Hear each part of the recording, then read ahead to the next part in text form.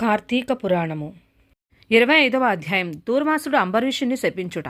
అంబరీష, పూర్వజన్మలో కించిత్ పాప విశేషం వలన నీకీ అనర్థము వచ్చినది. నీ బుద్ధిచే దీర్ఘముగా ఆలోచించి నీకెటులు అనుకూలించునో అటులే చేయుము. ఇక మాకు సెలవిప్పింపు అని పండితులు పలికిరి. అంతా అంబరీషుడు, ఓ పండితోత్తమలారా, నా నిశ్చితాభిప్రాయమును ఆలకించి వెడలుడు. ద్వాదశి నిష్టను విడుచుట కన్నా విప్రశాపము అధికమైనది కాదు. జలపానము చేయుట వలన బ్రాహ్మణుని అవమానపరచుట కాదు, ద్వాదశిని విడుచుట కాదు.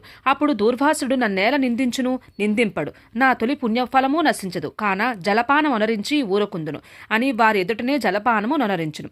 అంబరీషుడు జలపానం మొనరించిన మరుక్షణమనే దూర్వాసుడు స్నాన జపాదులు పూర్తి చేసుకుని అక్కడకు వచ్చెను. వచ్చిన వెంటనే ఆ ముని మహారౌద్రకారుడై కళ్ళ వెంట నిప్పులు రక్కుచూ, ఓరి మదాంద, నన్ను భోజనానికి రమ్మని నేను రాకనే నీవేళ భుజించితివి. ఎంత దుర్మార్గము, ఎంత నిర్లక్ష్యము, ఎంతటి ధర్మ పరిత్యాగివి.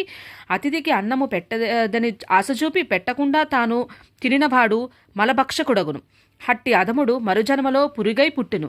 నీవు భోజనముకు బదులు జలపానము చేసితివి, అది భోజనముతో సమానమైనదే. నీవు అతిథిని విడిచి భుజించినావు కాన నీవు నమ్మక ద్రోహి అగుదువే గాని హరిభక్తుడు ఎట్లు కాగలవు?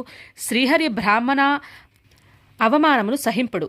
మమ్మే అవమానించుట అని నా శ్రీహరిని అవమానించుటే. నీ వంటి హరి నిందాపరుడు మరి ఒకడు లేడు. నీవు మహాభక్తుడవని అతి గర్వము కలవాడవై ఉన్నావు. ఆ గర్వముతోనే నీవు నన్ను భోజనముకు ఆహ్వానించి అవమానపరిచి నిర్లక్ష్యముగా జలపానమునరించితివి. అంబరీష, నీవెట్లు పవిత్ర రాజకుటుంబంలో పుట్టినావురా? నీ వంశము కలంకము కాలేదా అని కోపముతో నోటికి వచ్చినట్లు తిట్టును. అంబరీషుడు ముని కోపమునకు గడగడా వణుకుచూ ముకుళిత హస్తములతో, మహానుభావ, నేను ధర్మహీనుడను. నా అజ్ఞానముచే నేను నీ కార్యము చేసితిని. నన్ను రక్షింపుడు. బ్రాహ్మణులకు శాంతియే ప్రధానము. మీరు తపోధనులు, దయా దాక్షిణ్యములు కలవారు కాన నన్ను కాపాడుడని అతని పాదములపై పడిను.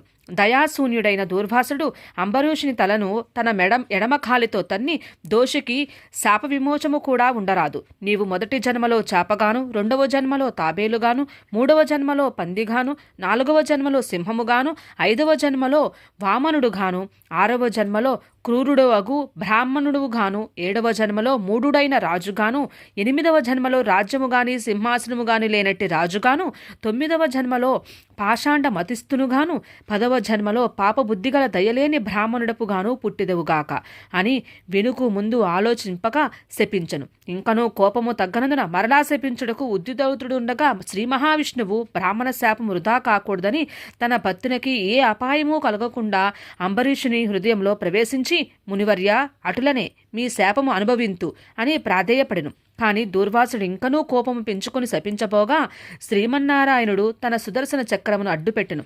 ఆ సుదర్శనము కోటి సూర్యప్రభలతో అగ్నిజ్వాలలు రక్కుచూ దూర్వాసునిపై పడిపోయెను. అంతా దూర్వాసుడు ఆ చక్రము తనను మసిచేయునని తలంచి ప్రాణముపై ఆశ కలిగి అచ్చటి నుండి బ్రతుకు జీవుడా అని పరిగెట్టెను. మహా తేజస్సుతో చక్రాయుధము దూర్వాసుని తరుముచుండెను.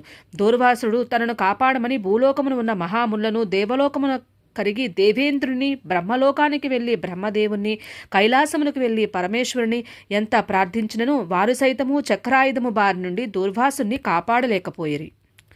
పంచవింశాధ్యాయము 25వ రోజు పారాయణం సమాప్తం.